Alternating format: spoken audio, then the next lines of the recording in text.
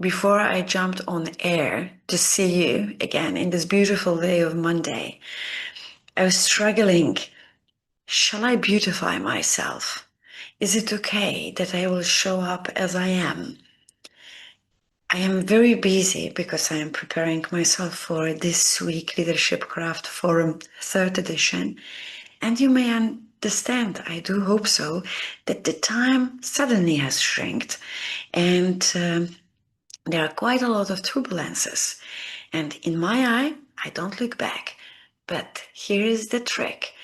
Today's social media are pressuring on us what kind of beauty we shall perform when you go on air. Shall I bring some extra artificial hair? Shall I put some extra Botox and red lipstick on my lips? Am I stretched, iron on face good enough? These kind of qualities are not qualities. These are the knives that are killing the real principles of us for the real humanity. We lose ourselves in the noise of these external expectations through also the fact that I will be eating my nails, how many likes I do have under this video, how many people are watching this video. So that's only one aspect of impact that we experience from the social media. Stay with me till the end, grab your coffee, and let's enjoy this next few minutes together. Welcome to another episode of Monday Leadership Kickstart Insights. I hope you are doing well. I had a great weekend, and let's dive in today's episode. This weekend I was reading, I'm still reading, Mark Carney book, Values, Building a Better World for All. I didn't plan to start to read this book, but I was just thinking, okay, let's talk about the values, since the theme for the LeadershipCraft Forum will be about human-centered leadership. There is a wonderful question Carney is asking: how to lead in such world? We cannot deny anymore. We are lost. We speak about the leadership through the concept of empowering, engaging. At the same time, in reality, we are still practicing leadership for more greens on the KPIs charts, more money on the financial balance. People? What's the purpose? What's the role of the people? People look good on the pictures. People are providing the numbers of signed up policies. But where are decisions made?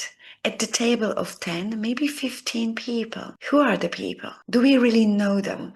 In today's turbulent world where we are standing in the middle of many crossroads, it's not only about the roundabout that we are rolling around and we don't know which way we shall choose. We are at the multiple crossroads only because most probably in the social media noise and the pressure of commercial understanding of the leadership, we lost what's the principle? Values. We lost the connection, who we are as a human, as a personality, as an individual character. That every of us is becoming an adult with the baggage of the past, the way how the previous social environment has shaped us. Recently, I was watching a Polish interview with a person who who raised as a, let's say, influencer, as a popular person, young person, through some social media events and channel that in Poland was very, very famous. This person, by nature, is belonging to the group of people who are having a short size. I think this guy is 1 meter 35 centimeters. And in the comments, I have seen someone has written, The guy has guilt because he didn't do anything to change his life. If we are growing in certain environment, we take this as a normality. We sucked in certain patterns and we grow our adulthood based on those foundations. Are we in the right to judge someone, to say that, oh, you didn't do enough to change your life, or you are dumb doing this way? Why are we so free to release the judgmental voice first, instead to show humanity and ask, hey, are you okay? Can you tell me where your choices, where your decisions are coming from? No, we like to go straight forward with the opinion, with the judgment, because we are feeding our own ego. We are better. When we do have in today's world this kind of complexity, our minds, our old beliefs that shaped us for who we are today, yes, the question is very relevant. How do we lead today's world? How can we lead people? We all are having some breakpoints. Many of us will have the problem, or maybe even lack of awareness, how to find the turning points. We are talking about since decades, about the human-centered leadership. We are talking about since more than 10 years. But I think the agenda was not clear enough. That's why this specific wording, human-centered leadership, was not pumped up so much. We covered that with the words like empathy. We performed a lot about the diversity and inclusivity, psychological safety, empowerment, employee engagement. Big words. When you dive in on any kind of social platform, you will have many posts, copy-paste, of course, because it's selling. It's buying the views. So we will do it for our channel too. 20,000, 40,000 views, 500 likes, big words. And here we are facing theory, new century, modern theory. We no longer read books, we read social media. And as books are activating naturally our process of thinking, social media are keeping us only scrolling without anchoring for the reflection what we just have liked. We do not utilize the source of new information. The book made us thinking. Social media made us moving. So if you practice this kind of exercise for years, you can, I hope, see what kind of impact it will have on your brain, the focus span, ability to accept other people, how much we shrink with that ability. I accept only what I like, only what fits my own agenda. If you speak differently, I don't want to be with you in the room. I don't like you at that table because you have different opinion. I don't like because you say something else, not what I say. I don't like you because you don't clap to my idea for the new decision, to cut the salaries of new people, to save some money. I have no capacity to hear your opinion. I am not interested. Focus span. Me, me, me. Everything is about me.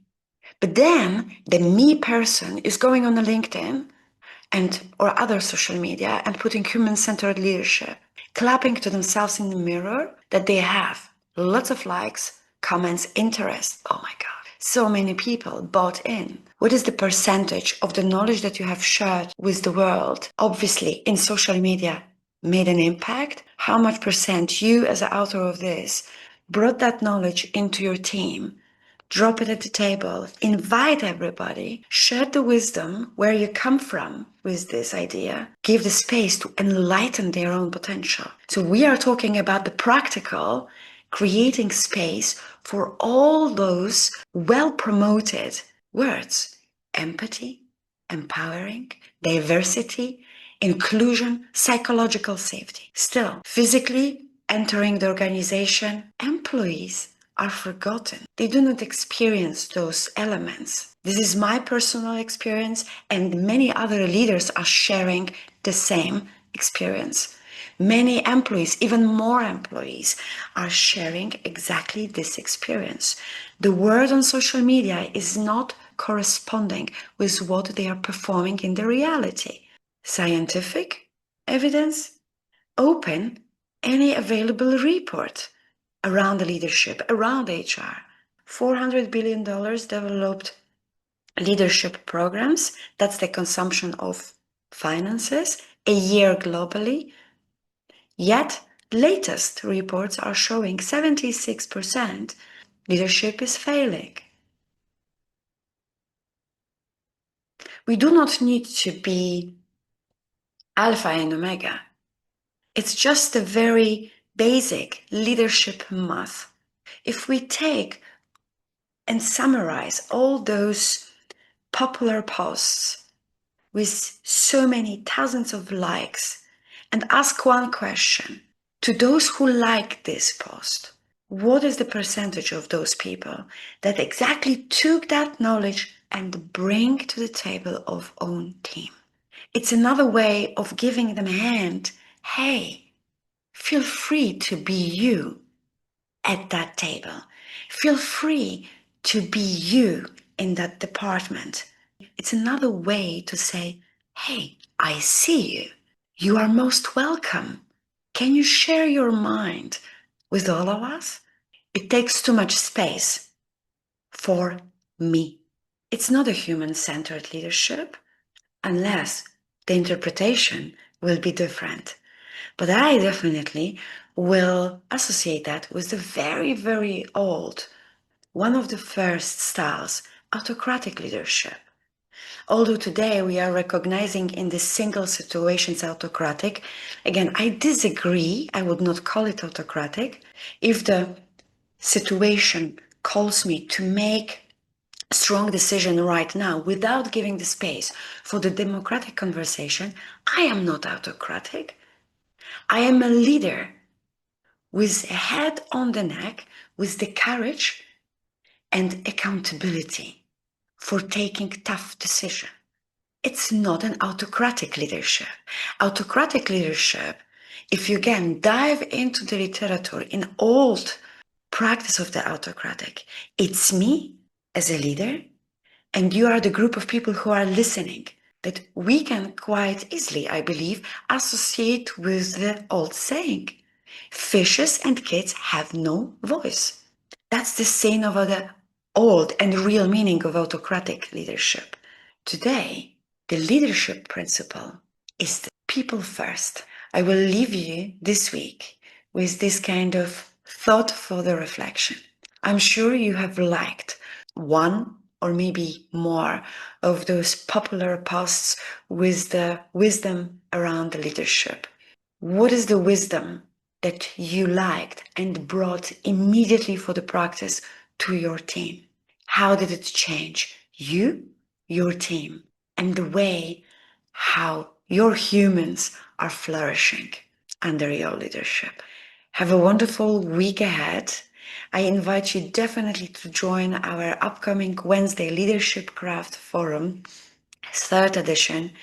We will have the wonderful guests, Dorothy, Vail, Dr. Blash, Andreas, Nika, where we'll be talking about leadership from the concept of organizational infrastructure. And also, we will be talking about the wonderful side of leadership, to see inner side of human beings. Please join, find the link below and share in comments what are your thoughts about today's shared insights. And again, I wish you the wonderful focus on other people week. See you next week.